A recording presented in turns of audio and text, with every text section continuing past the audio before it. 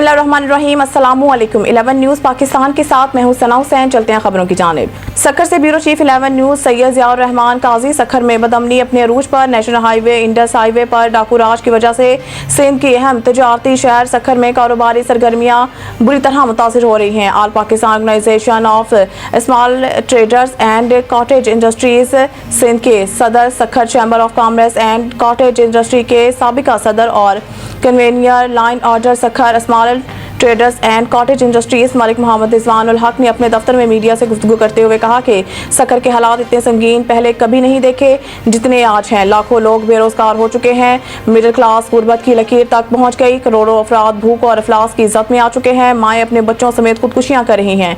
महंगाई ने तमाम पिछले रिकॉर्ड तोड़ दिए। सफ़ेद पोश तबका शदीद परेशानी के आलम में मुब्तला हो गया। महंगाई के बायस अमन अमान की सूरत हाल दिन ब दिन बिगड़ती जा रही है।